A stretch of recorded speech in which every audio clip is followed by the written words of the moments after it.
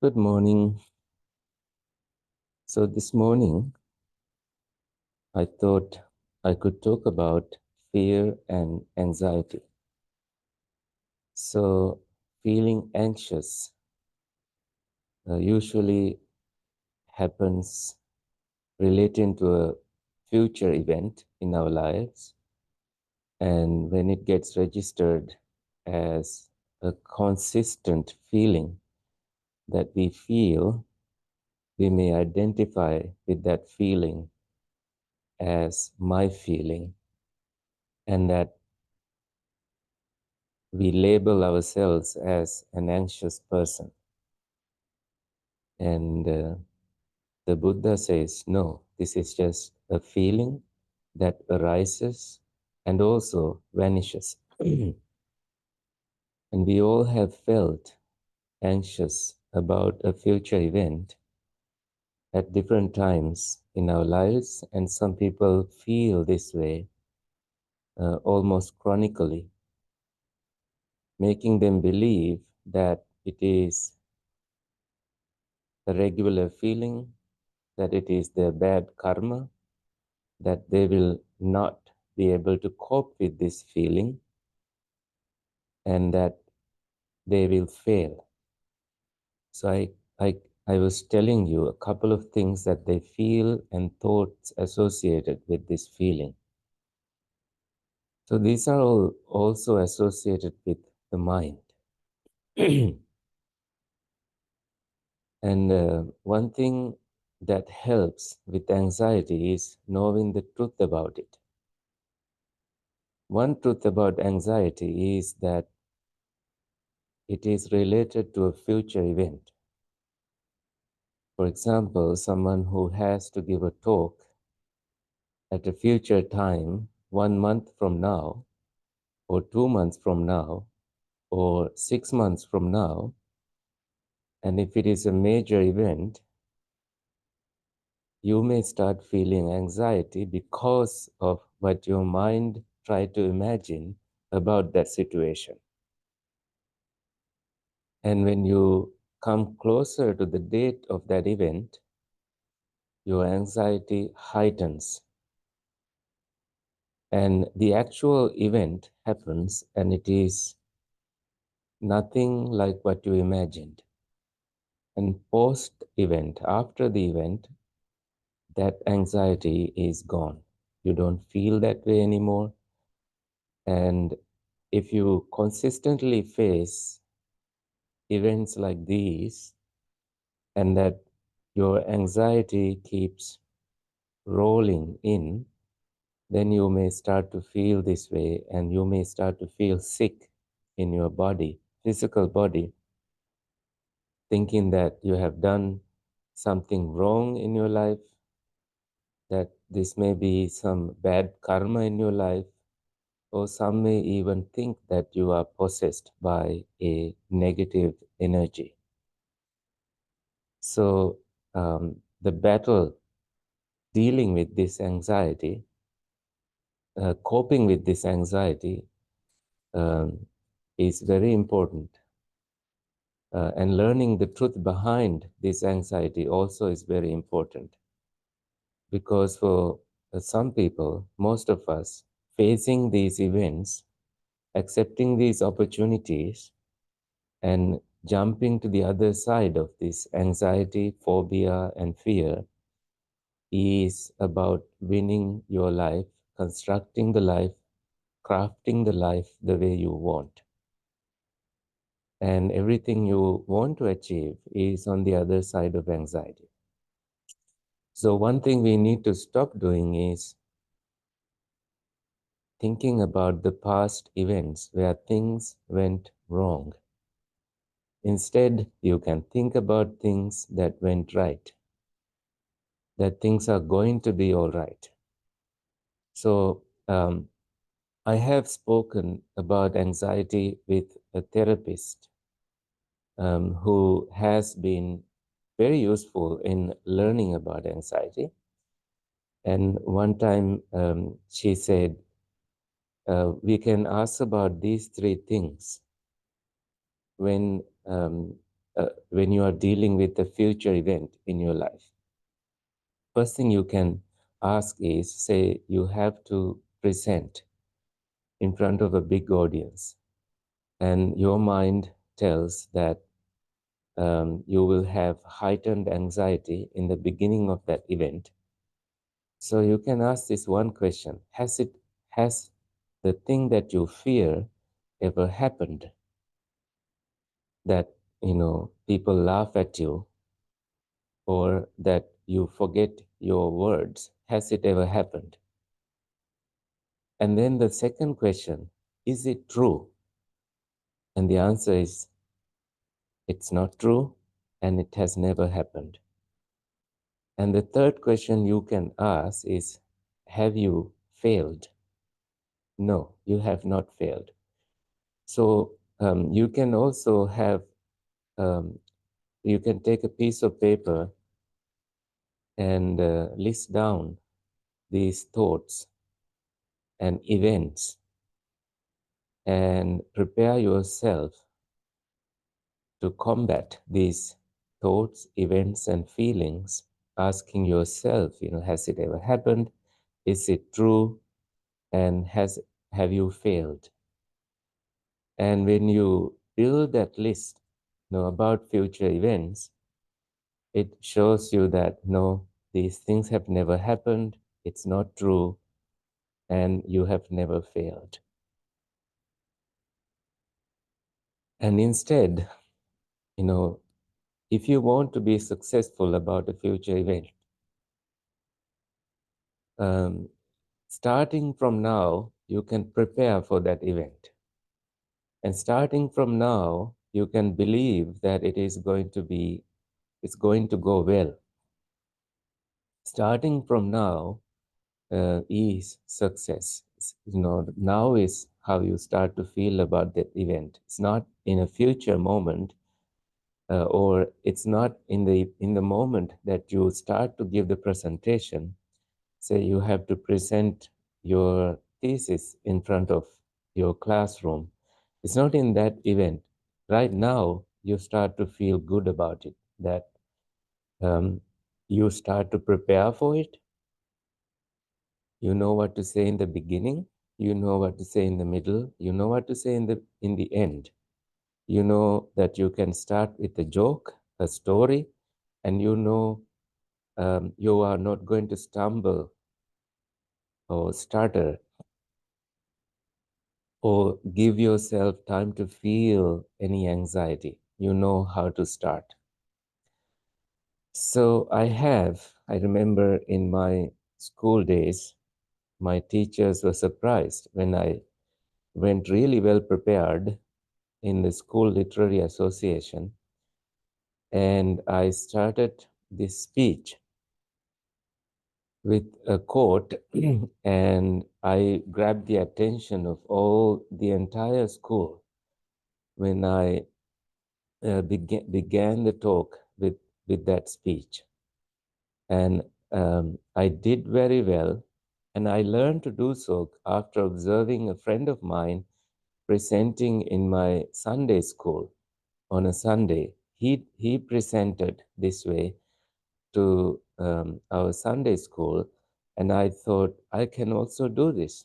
So I prepared to the school event, and I went in front of a tree up in the mountain where I lived. I was alone, and I prepared so well, and I memorized what to say. So with so much preparation and preparedness, I went to the school event, and I did so well, and the whole school started giving me credit for it.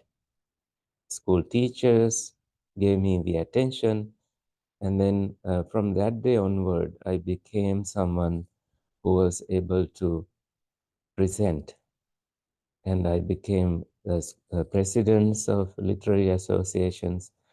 I also became the secretary of English association in the school, and opportunities started coming my way.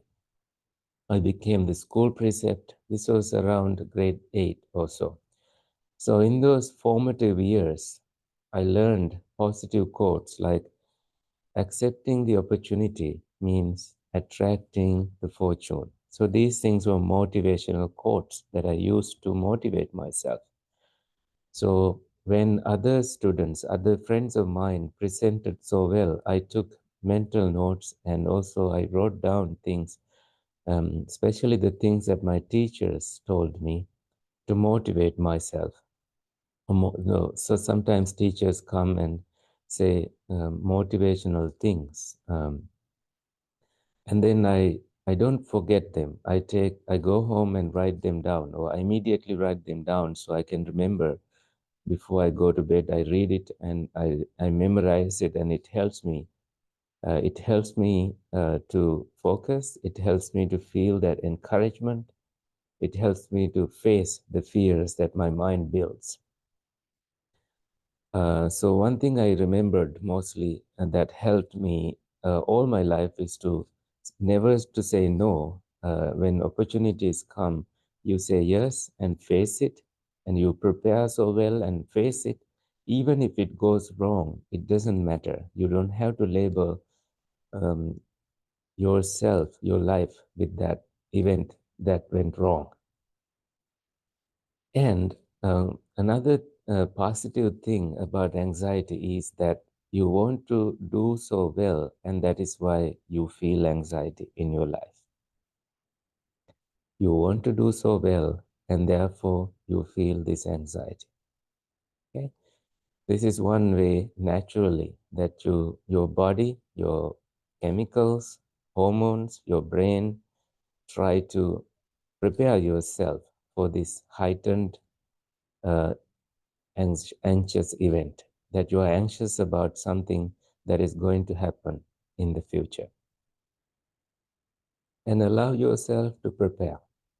Do that do those slides and prepare yourself and take notes and maybe listen to other talks at a time when you don't feel anxious and have a piece of paper ready so that you may not necessarily look at that piece of paper at the time of presenting, but having it near you is so important. If you look closely about presidents and ministers and public speakers, they have this invisible glass where they look at so that they say the right word at the right time, because they have many public events that they have to present at, and they have people that gives them the draft presentation, and they sometimes uh, give you the impression that they are looking at the audience, but in reality they look at that invisible glass and they present that talk to the audience. And it's totally fine because they have so many events that they have to present at, and they may not know exactly what to say. So they have people employed by them who prepare this talk. Those people know the sentiment of the general public and prepare the talk for the president or prepare the talk for the speaker. So then they get the assistance needed for saying the right thing. And when they don't feel anxious, they look at the audience and they make crack a joke, they say the right thing, and they become beloved in the community. You need to see in front of, ahead of you, you have this event, now you are prepared, and it's going right, and you can see all the things that go right. People asking questions, and you are responding to them, people taking your telephone number or autographs from your book, people asking when is your next event. So the all other things that go right, and were you prepared for those?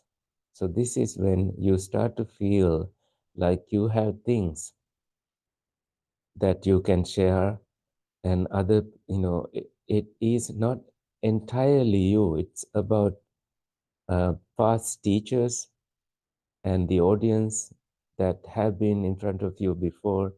It's all these other people that help you present the things, the knowledge that you have. You can be so humble that you got these ideas from other teachers. You can be so humble and you can pause and respond to these other future audiences that may come your way. You can be grateful to them for coming and listening to your ideas. So allow yourself to be that teacher, allow yourself to be that presenter, allow yourself to be whoever you want to be. And someone may say something negative about yourself, saying you are such a wannabe. Just erase that, memory from your mind by replacing it with a positive memory. In Vitakka Santana Sutta, stilling of negative thoughts, the Buddha says, you can take a smaller, lesser peg to remove a bigger peg. So the lesser peg is the positive thought. The bigger peg is the negative thought. So you can use this positive thought to remove the negative thought, because the negative thought can be felt like mental cancer, and you don't want that. You remove it by taking a positive thought, and that way you no longer feel that way. And you can also meditate at a time when you don't feel anxious, or at a time when you do feel anxious. So how do you meditate? You breathe in peace, bring your shoulders all the way up, and you breathe out, let go, dropping your shoulders like that. Breathe in peace and let go. Breathe in peace, let go. So look at the positive energy that you feel. This is a positive way of meditating. Instead of being self-conscious about the negative feelings that you have been feeling, you are allowing yourself to breathe in peace and let go. So, in that, if you are paying attention to what I was saying, you will notice that sometimes we may meditate the wrong way, allow ourselves to feel that heightened anxiety, and that is totally fine. Allow yourself to feel it instead of controlling it. Apply the wisdom that you know that it is just a negative feeling. And if you analyze it with Dhamma, you look at the five aggregate Dhamma. The first aggregate of Dhamma is form aggregate, and then the feelings aggregate, okay, and then perceptions aggregate, formations aggregate, and consciousness aggregate, okay. So Rupa, Vedana, Sanya, Sankhara, Vijnana. If you look at these heaps, these are what we are made of. Form is the physical form. Feelings are threefold: pleasant, unpleasant, and neutral. Perceptions, all kinds of perceptions that we experience, colors, forms, and shapes, sounds, and all these things that we perceive. And formations are verbal formations, mental formations, and physical formations. Usually in-breath and out-breath are physical formations, so they are bodily formations. And consciousness, eye consciousness, ear consciousness, nose consciousness, tongue consciousness, body consciousness, and mental consciousness. So you see, we are made of these. You can see that these formations, the Buddha said in his first sermon, Sankittena, In brief, pancha, five, upadana, clinging, skandha, aggregates, are dukkha. Sankittena panchupadana kanda dukkha. These, in brief, these five clinging aggregates create suffering. So now you can look at fear and anxiety with the Dhamma that you know and uncover the truth behind these feelings of anxiety that you feel. So it is obvious that anxiety is an unpleasant feeling. It arises dependent on your body. It's a bodily unpleasant feeling. You can see manifestation of craving there. And how does craving manifest in that anxious moment? This unpleasant feeling is not mine. Therefore, I want to control it and make it different from what it is. Right there, you became the controller. And at that very moment, craving arose in you. So apply the Dhamma of dependent origination here. Dependent on feelings, Vedana Pachaya, craving arises. Tanha. Tanha Pachaya Upadana. Dependent on craving, there is clinging. So if you have clung to these negative feelings, you can see that it arose dependently and that it vanished when these conditions vanished. And if you applied the false view of a self to these moments of arising, that you are in delusion. When that false view of self is constructed based on the self view that is an illusion, you can see ignorance manifested in that moment. When you know the truth that it is a false view of a self that is constructed in your mind, you are no longer believing that lie that your mind created. And ignorance and craving and the self-view, these three things are, are products of illusion. Take, for example, a metaphor of an onion. You can look at this word and spellings of it. Onion. Onion. So look, on one side, on the other side. I in the center. So the illusion of I in the center gives birth to ignorance and craving. But let's look at this in a different way.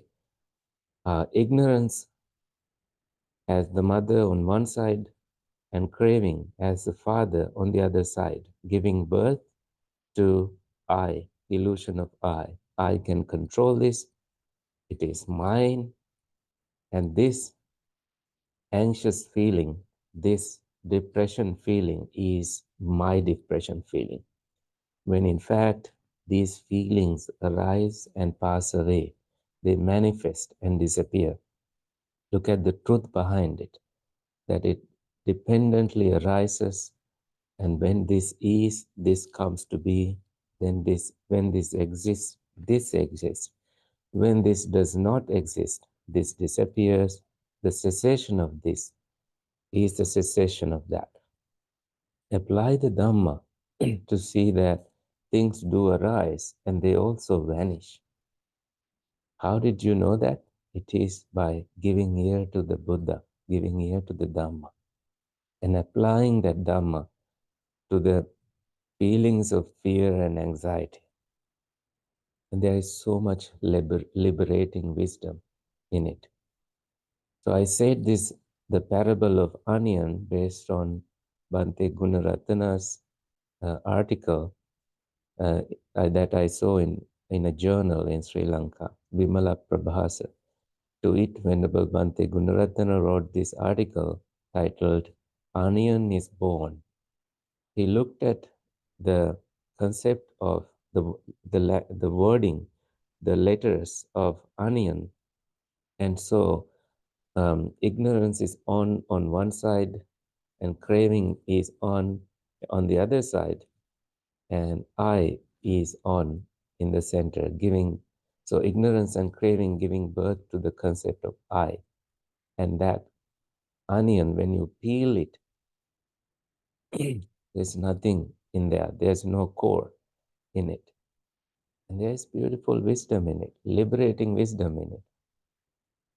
Take a moment to reflect on that Dhamma, that ignorance and craving, ignorance is the mother, craving is the father, and they give birth to the son, the child of I, and they nurture together the concept of I, a false view of I, and they are guarding as parents. Parents, how parents look after a child day and night. So ignorance and craving give birth to a false view of anxiety, false view of fear, and try to guard this false view of fear by being active on either side. On one side, craving is on one side, and ignorance is on active on the other side, protecting that the false view that this child is my child, this anxiety is my anxiety, this anxiety is that this fear is my fear, when in fact this fear is arisen dependent on previous negative experiences that we labeled as my experiences, we labeled as um, I, mine, and myself. These are conditionally arisen, and applying the Dhamma of dependent or origination, paticca samuppada, you can see that it is not true, that it is not your fear. It arose dependent on conditions, and it vanished when conditions disappeared. So you don't have to label yourself as a permanently anxious person. If you do feel that way, you can avoid some of these events where you feel anxious and start to allow yourself to feel healed and slowly expose yourself to these events. And once you expose yourself to these events, you lose the grip of anxiety that you are feeling. And then you slip from the false view of anxiety to the greatness of you, whoever the great person you are going to be. Then you can be true to yourself. You can speak about it freely without being crushed by any negative feeling. So this is like Cohen's, based on Cohen's poem, that you lose your grip and then you slip into the masterpiece. That is that I have taken these words from a different context. The poem speaks about love and a romantic relationship, but you can apply it to any event. You lose your grip of anxiety, allow yourself to slip off of that anxiety, and allow yourself to manifest yourself as a wonderful, great person. So you lose your grip of fear, then you slip into the masterpiece. Instead of taking everything as you doing things, allow yourself to think that it is Dhamma doing it, nature doing it. former teachers and audience or previous experiences doing it. Pause and breathe and allow yourself to be a great person, be a good teacher, be a kind teacher, instead of labeling yourself as a person who experienced negative things. Um, Maybe replace them with positive things, positive energies, and that way you start to see greater goodness. You start to expose yourself to these heights in fear of heights, fear of going on a plane.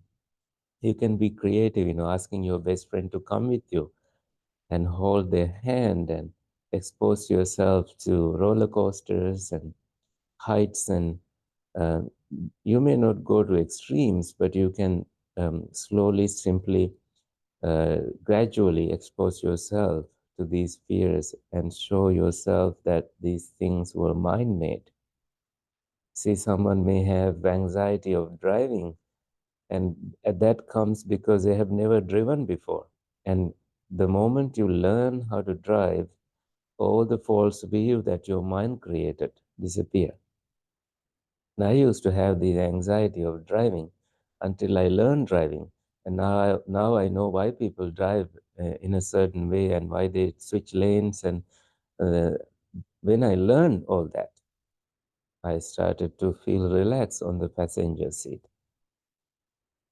So exposing yourself to these, things, whatever it is that caused anxiety and fear,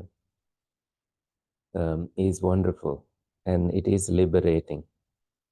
So I think if you look at fear as an acronym, one is face everything and um, something. Face everything, FEAR. Face everything and um, say, uh, face everything and rejuvenate, or uh, forget everything and run. What do you want to choose? That also is one option. Forget everything and run, or face everything and rejuvenate, or be real, or something, or return, or something great. You can apply whatever good in there. So from both these options, I would choose the positive option. Face everything and allow yourself to be a wonderful person. So I also tell this great story that I always like to share about anxiety. This little boy had fear of going to the dentist, and he hated his mom because his mom took him to the dentist. And next day they both went, only to find out that the dentist appointment is cancelled. So what happened to all that anxiety he created? It all vanished. And it's all a false view, false creation of mind. Mind does that to us because mind does not always have the true details. So, fear of the worst, fear of imagining the worst is something that we always do. If you have a court case, I remember my friend having a court case, and he imagined worst happening, but instead he also went and met the right people, and they advised him what to do, and he prepared case files, and he went to the court, and the judge got all the details, and these judges know the truth. Most judges really pay attention to these details. They take the time, they analyze, and they can tell right from wrong. And that my friend was able to convince the judge because he prepared that he was right, and the person who uh, was filing the case was wrong. So my friend was able to win the situation. And prior to being prepared, he was feeling a lot of anxiety. And that anxiety is a product of our mind. Look how many people may fail and may not face events, may even pay from their life because they did not know um, that this anxiety or fear is a product of their mind. So don't be crushed by this feeling. Allow yourself to uh, feel it and say, pat on your back and say, it's okay to feel this way. Take a walk outside and enjoy walking in the nature. Swim and exercise and bring up that, motion, kinetic energy in you and run and use that treadmill and stretch yourself when you wake up. And you may feel anxious also because of physical reasons. And in that case, see a doctor and they may prescribe some medications like propanolol and lorapresum. I'm not a doctor who can prescribe these. These are prescription based, and I learned about these things during the time I was studying a little bit about these um, cognitive psychology and stuff. So you may go see a doctor, and they usually a psychiatrist can prescribe medications.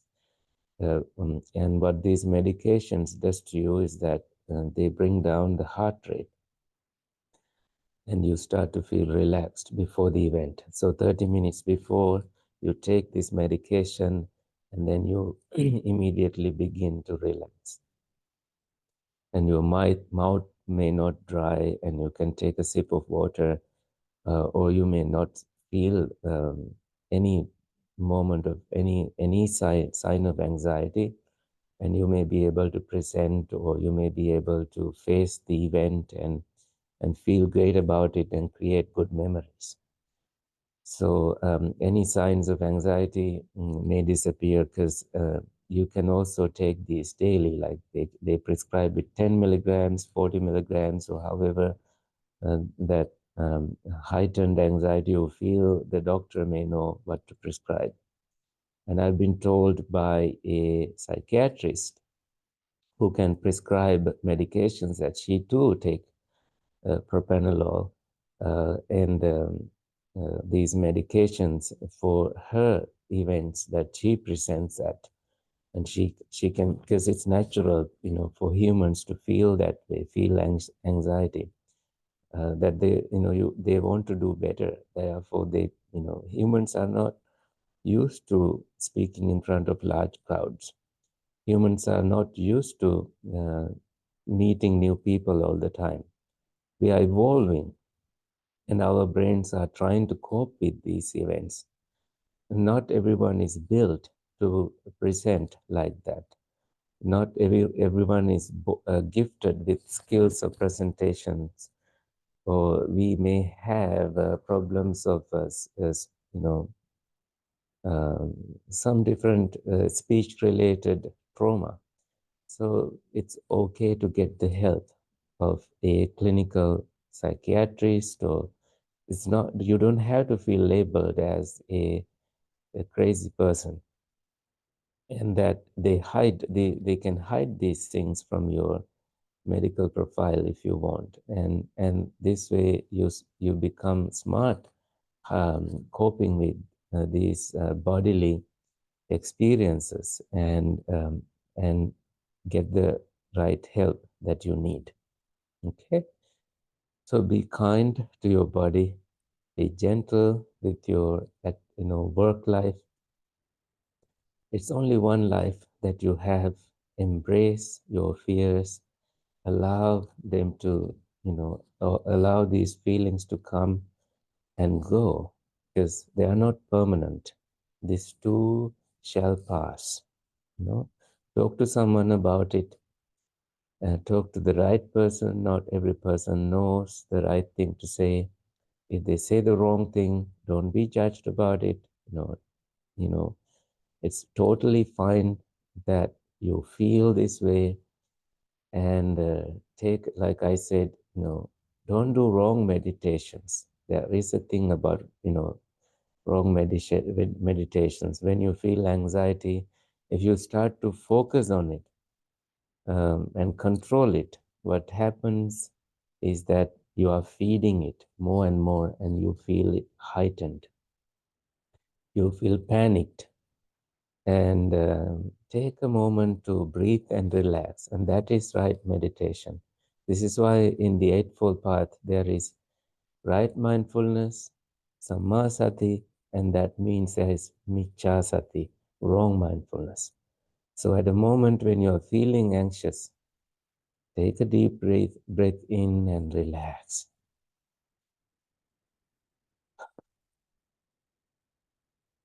And do this a couple of times instead of controlling that anxiety. So you start to become, friendly with these feelings. Be there for these feelings instead of running away from them. Be there and, say, it's okay, this anxiety is here. Make friends with these feelings. Be kind to your body. Kindness begins from yourself. If your loving kindness does not include you, it's incomplete. So I always teach people loving kindness is the fifth noble truth, aside from the four noble truths. Compassion is the sixth noble truth. Altruistic joy is the seventh noble truth. Equanimity is the eighth noble truth. And they always include you. You can't pour from an empty cup. And you need to also empty your cup before you begin to pour. Any false views that you have created, any negative thoughts about yourself you have created, let go and be yourself and approach a Dhamma teacher. Learn that you may have learned false views about these things and let go. Once you let go, you have the truth about things. Truth is so liberating. Truth is so powerful that, anything that is false, anything that is wrong, anything that is not true, you can let go. And once you let go, you are with, you don't have any um, gap between expectations and reality. Compare the expectations versus reality. Reality is always so liberating. The truth about false things, once you begin to know about the truth about anxiety, it really vanishes. You stop believing that it is your anxiety, that it is conditionally arisen. And you can see, you can welcome a child, the very child of you, before you started feeling these anxious feelings. You can look at maybe yourself about maybe when you were 10 years old, before you exposed yourself to these fears, and embrace that child. This is like hypnosis therapy or past life regression. There are YouTube videos that you can use safely, and you will be apply mindfulness to these events, like you guided YouTube uh, instructions on these, and it's safe to do them. I have done them a couple of times and have greatly benefited. Especially past life regression may not necessarily take you to past life. You can come to a monk and get discuss about doing these things, and always get the help needed from a professional, a hypnosis therapist. And in Indonesia, once my Dharma sister Brenda, helped me with hypnosis. She asked me in front of Bante Vimalaransi. We three were in a room, because of the monk rule that a monk and a lady may not stay in one room. So Bhante Vimalaransi very kindly stayed there with me. Bhante Vimalaransi is no more with us, he's gone, but we three were in Indonesia at the time.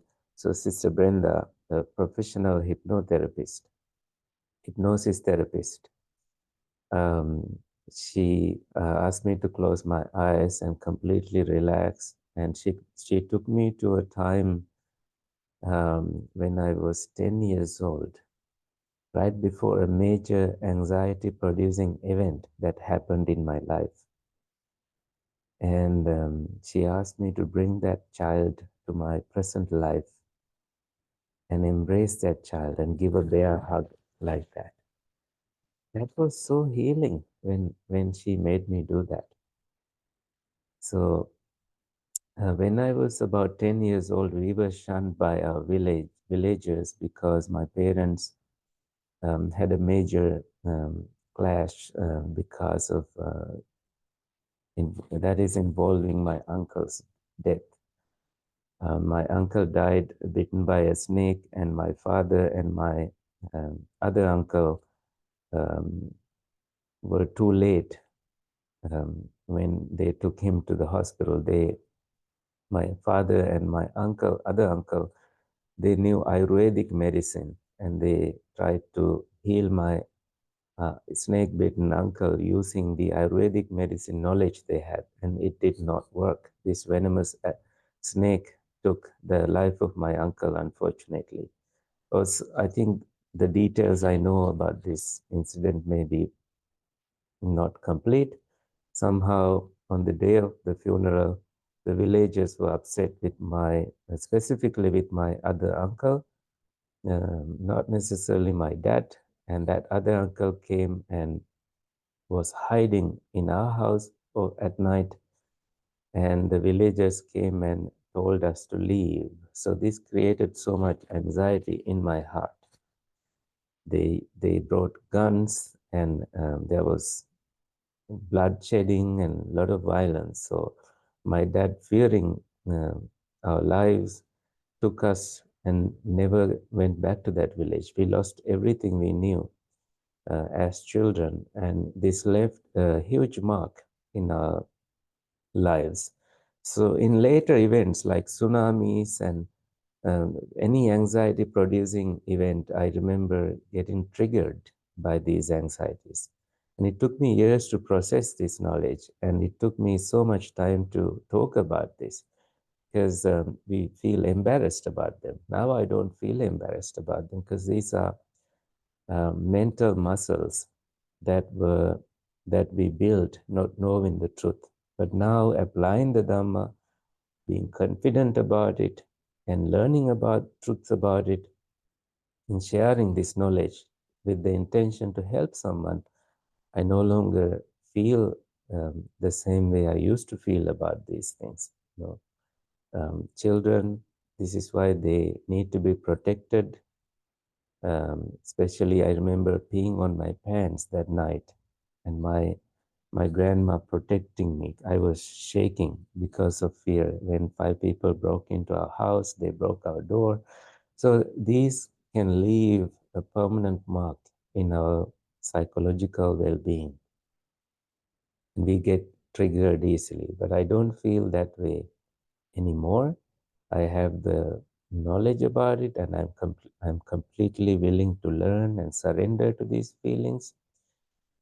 But as a child, I didn't know. So getting the help of hypnotherapy and doing meditations and learning Dhamma and talking to people and never giving up, facing my fears, facing my anxieties, smiling at it, embracing the truth about them, and letting go, not owning any negativity, or not even owning any positivity, just letting go of any false view of self, treating things as conditions that arise and vanish, and speaking about them, exposing yourself to these feelings, learning, especially learning dependent origination and five aggregates, learning about Four Noble Truths, and learning Dhamma has had a liberating effect on me. Remember Donald Hebb, the neuroscientist in 1965 said, neurons that fire together, wire together. So this knowledge also helped me to see that you can't be angry about certain things forever. You can be anxious about certain things forever. You can be fearful about certain things forever. It only belongs to a certain period of time in your life. And you can joke about it. You can learn stories about it. You can speak about it, write about it, be inspired by your own example of other people. And sometimes some people don't know what you are talking about, and it's okay because they were never exposed to these truths. And um, and you can use anonymously asking questions from Dhamma teachers and grow. Let yourself to completely grow and never shut down the opportunities that come your way. Face it, be humble about it, embrace the opportunities and job opportunities or anything, and know that good things also happen. Not only negative things, good things also happen. And maybe you can create your own empire on these negativities and build yourself on it and be a helpful source to other people. And meditate, keep a consistent practice of meditation. Today, I do a daily practice of meditation and wake up before the sun and embrace the silence of the day and feel wonderful about the day, and keep going like that. Your life, the crispy, crunchy feeling is that your life is changing, and allow yourself to change. Be a better version of yourself. Don't judge yourself from past mistakes or so-called mistakes. Okay?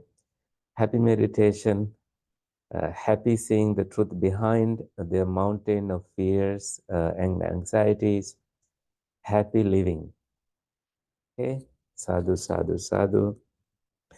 May the suffering ones be suffering free. Fear struck, fearless be. May the grieving shed all grief. May all beings find relief.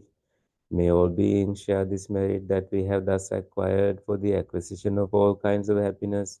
May beings inhabiting space and earth, devas and nagas of mighty power, share this merit of ours. May they long protect the Buddha's dispensation. Sadhu, sadhu, sadhu.